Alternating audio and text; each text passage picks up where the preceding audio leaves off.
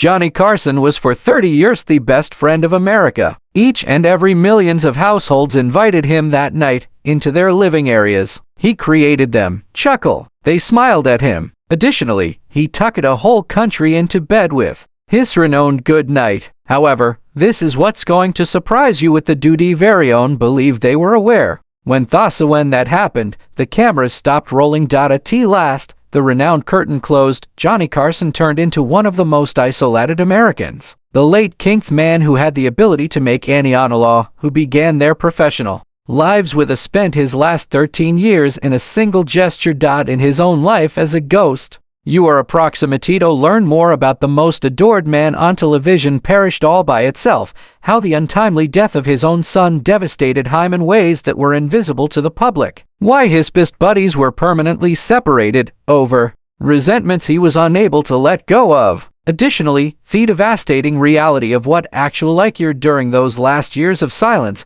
You're not reading the Johnny Carson tale here, believe you are aware. This is the tale of how celebrity turned into a jail and how the walls intended to shield him turned into bars that held him until he exhaled his last breath. Johnny Carson wasn't destined to rule of humor. He was shaped by his isolation, formed by rejection, and influenced by a childhood so chilly that it would follow him around for the remainder of his life. Everything began in Norfolk, a small Nebraskan town, where John, a quiet bookish boy William Carson, discovered his first and most crucial lesson. Never let anyone tell you the true you. Ruth, his mother Carson, was the type of lady who was capable to glance can freeze a room. Chilly, emotionally aloof, and judgmental, she viewed love as a luxury that she was unable to provide. What a virginie! Did well academically and was successful, magic performances being the ideal. He was a well-behaved child who never felt might gain her favor. After several years after Ruth passed away, Johnny made a decision. Everyone who knew him would be shocked by that. He was not present at her funeral. Rather, he mentioned to his attorney that showed how profound that childhood was wound. She was described by him as a wicked witch. However, this is what molded the man who would become the most adored person in America. Host. Magic was found by young Johnny. Tricks. Initially, it appear sufficiently innocent. A lonely child discovering a past to me. But this goes deeper than that. That clarifies everything that occurred after. Johnny received something from magic that challenged for terribly. The capacity to interact with others without being emotionally susceptible. He could perform, garner laughter, gain acceptance, and all while concealing oneself behind ruses and illusions. The real Johnny remained secure, confined. Homer, his father, could as well be as ruthless as Ruth, been imperceptible. Functioning as a force manager of the organization, he was physically present yet lacking in emotion. Johnny discovered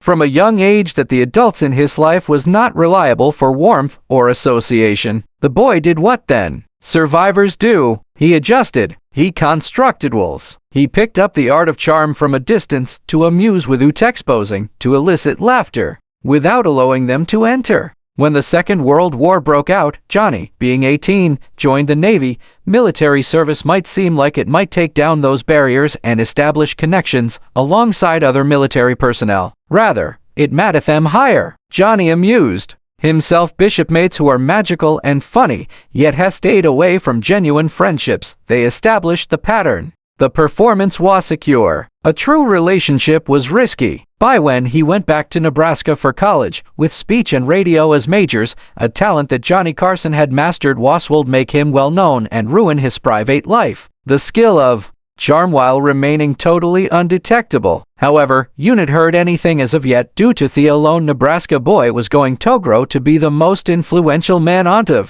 That power would also be expensive. All that was truly important to him. In 1962, Johnny Carson, who is only 36 years old, entered the Tonight Show's stage, declare and display a throne that he will occupy for 30 years. However, this is what at the time no one understood. He wasn't only going to be a TV host. He was slipping behind the most prosperous mask in the history of entertainment. The Johnny Carson's brilliance wasn't limited to his wit or his timing. It was his capacity to transform 20 million individuals into his greediest buddy, yet never allowing it is genuinely known to the person. Consider this for a moment. Johnny had a rule that his guests would never see him prior to them passing through that well-known curtain. The formal explanation, he deservedary response captured on video to be authentic. However, the true cause was far more sinister. It was the way he spent his life. Even with everyone he collaborated with day, Johnny steadfastly maintained that wall in location. His employees, those who lived alongside him for decades, would eventually admit something that will make you feel cold. The bone. They didn't know him well. He was courteous, competent, and even pleasant at occasionally, but there was always that distance, that imperceptible wall that no one might cross. The man who sat, Ed McMahon, 30 years alongside Johnny, also noted that Johnny was excellent with millions of individuals, but awful with only a handful of intimate connections. However, this is when the interesting part begins, and devastating. The same emotional detachment that caused deep poor interpersonal skills caused him totally amazing on TV. Able to read a crowd. Since he was constantly observing others from a distance, he was able to properly time a joke because he never just performed. He was always performing, being. The authority he amassed was stumbling. When he was at his best, NBC was creating show. Brings in more than $55 million annually.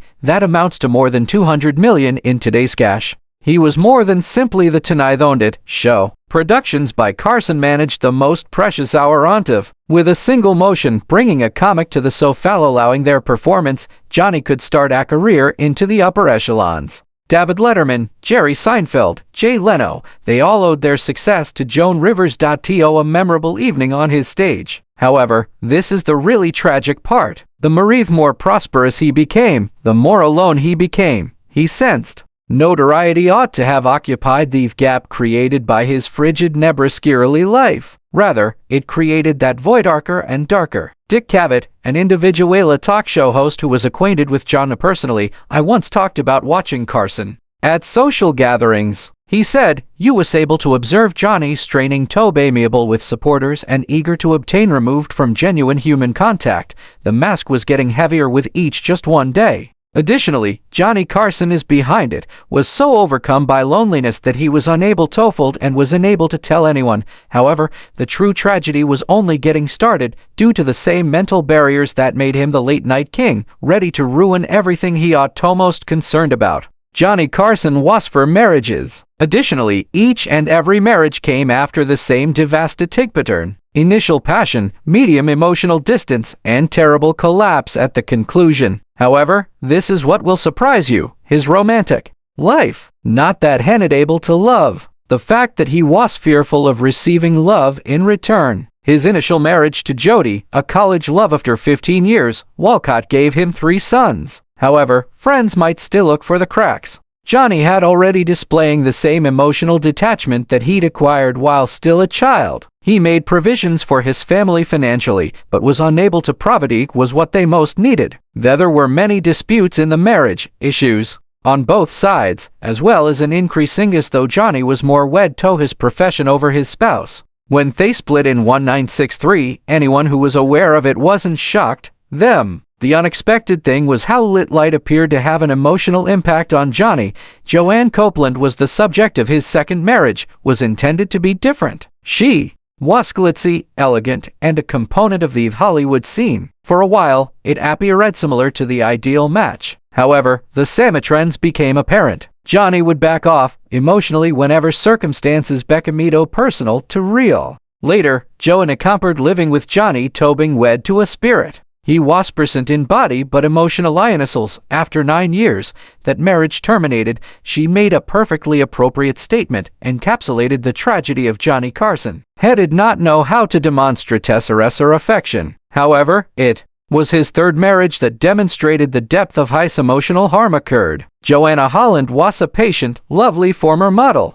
She spent 10 years trying to figure out the Johnny Carson's cardiac code. She backed his professional endeavors. She provided him with room. She made every effort to go to the man in the mask. Next, on her 10th wedding anniversary, she something that took everyone by surprise, even Johnny. When to have been a festive meal, he was given divorce papers by Joanna. She had meticulously arranged it, understanding that in-person discussion regarding their partnership might not be feasible with a man who shied away from emotional confrontation similar to the plague. Johnny paid a price for the divorce, more than $20 million, setting a news settlement at the time. However, this is the Zama thing that will cause you to lose your heart. For marriages later, even after decades of attempting and failing to find love, Johnny was never able to let someone toin. Alexis, his fourth and last wife, was not like the others. She was younger and avoided the limelight and appeared to embrace Johnny just as Ash was aloof, cautious, and emotionally incompetent.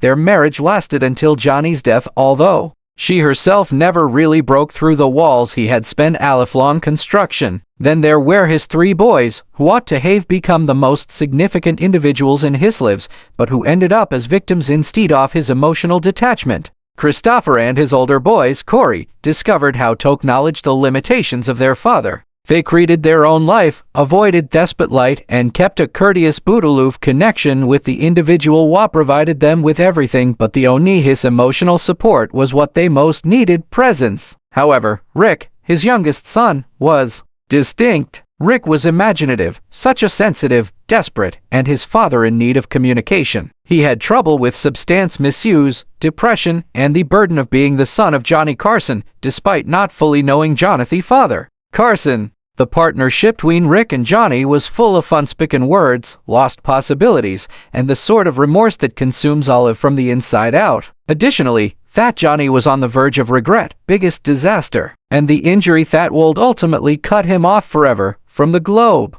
June 21st, 1991. The plan was for it to be just another day, yet it was the day that made a difference for Johnny Carson, everything. The day he was unable to be protected by his emotional walls from the one thing that truly frightened him, terrible, unmanageable suffering. His Rick, the youngest son, was traveling along California's coastline roadway. He was 39 years old, a photographer of nature who discovered tranquility behind a webcam. The world's beauty is captured and seems to be beyond his personality. For years, Rick has battled with drug addiction and depression. The burden of being the son of Johnny Carson, paired with a father who was unable to emotionally connect, had taken a toll. However, he was working on a nature project that day, Endeavor, attempting to capture the enjoyed the landscape. The vehicle dropped 1 to 5 down an embankment by feet. Rick Carson was slain in a flash. When Johnny received thecal, something broke within of him. In his adult life, for the first time,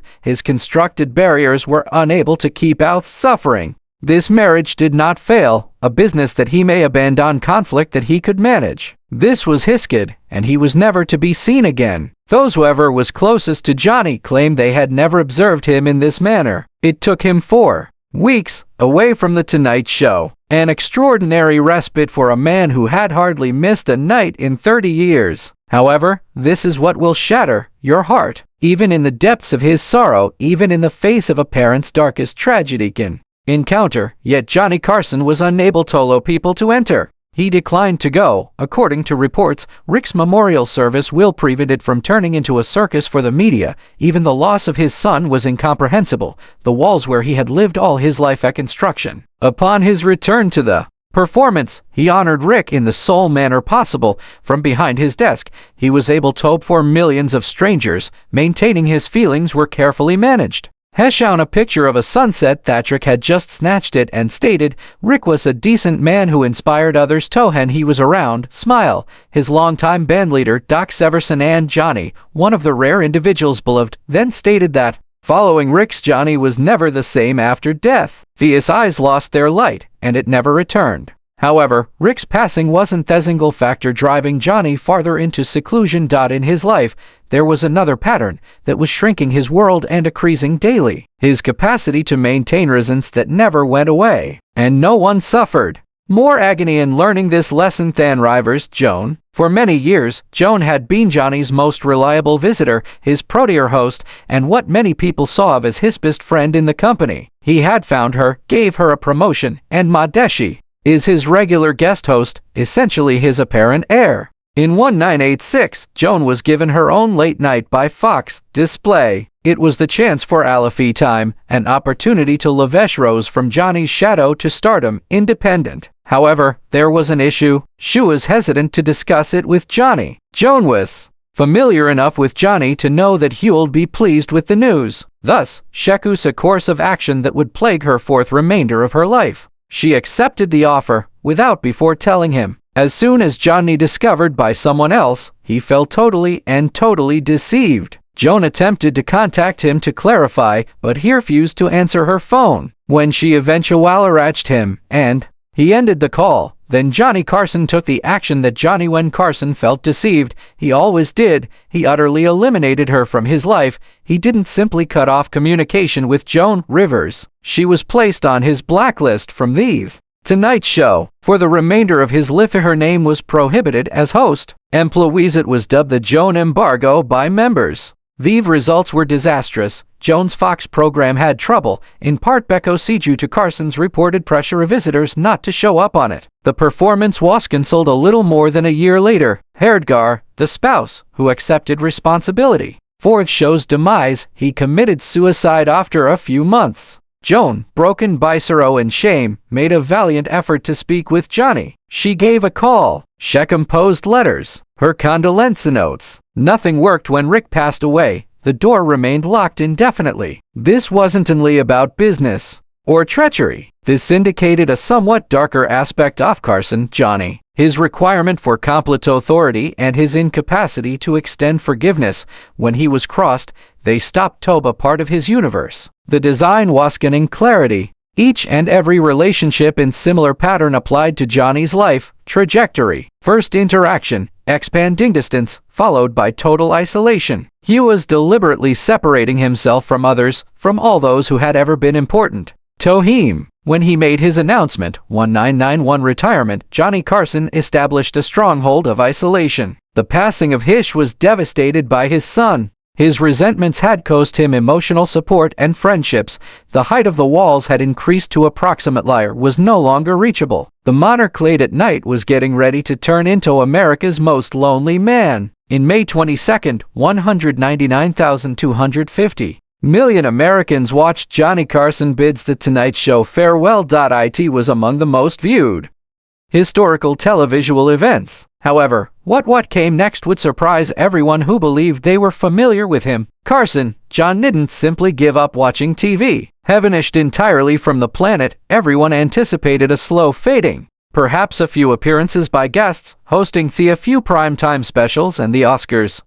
Instead, they were met with complete quiet. Johnny declined each and every request for an interview, each tribute, each appearance in public. He seems to have disappeared without a trace. He withdrew to his enormous Malibu cliffside house, a stunning stronghold with a view of the Pacific Ocean. For the millions of people who had observed him each night for 3 decades, Johnny Carson basically ceased to exist. His life descended into a silent, well-managed ritual that showed how profound his yearning for seclusion had become. He would read for hours on end, playing the drums and examining his starry sky through a telescope. He was a tennis player, frequently, and made lengthy solo journeys on his boat. Johnny's lonely Nesselso, choosing was a form of incarceration. He had lived his whole adult life as Johnny. Carson was a public figure who needed enormous control to uphold. Now that he was retired, he had these show's nightly release, which left him by himself, thinking his ghosts and his regrets. Rick's passing was nevertheless a silent grief that haunted him daily. The resentments he's the one that was held against Joan Rivers were never healed, resulting in injuries toying the quiet fester. He had constructed his life as a stronghold to protect the plaintout. However, in his last years, he discovered himself imprisoned within it. Then his body started to mirror what was taking place. To his soul, Johnny had been a burdensome through his life. He smoked, a habit you could observe in the initial years of The Tonight Show. He resigned in the 1970s. However, the harm had already been done, and he experienced a major heart attack in March 1999. Attack and a quadruple bypass was required. Surgery. It served as an unpleasant reminder of his mortality, but in keeping with his character, he managed it in total confidentiality, releasing almost no public information. In September 2002, it was revealed that he had been diagnosed with the progressive emphysema with severe lung conditions that gradually takes your breath away. He verified the diagnosis but minimized the severity of it, debunking claims that he was terminally sick. However, the emphysema was triumphing. As the illness worsened, Johnny's world grew smaller still. The individual who had previously been in charge of a stage in front of millions were now stuck at home. His energy was gone. His breathing was laborious. His last discussions were with a small group of individuals. He addressed his, according to reports, brother Dick murmured the reality of his condition, which his downfall had been those smokes, beginning early on January 23, 2005, at Cedars-Sinai. Johnny Carson passed away, Los Angeles Medical Center. The respiratory failure was the official cause of death, inability because of emphysema. He was 79 years old, elderly. Alexis, his wife, was with him. However, outside of that little circle, he passed away. Ash had spent the last 13 years of his life in extreme seclusion.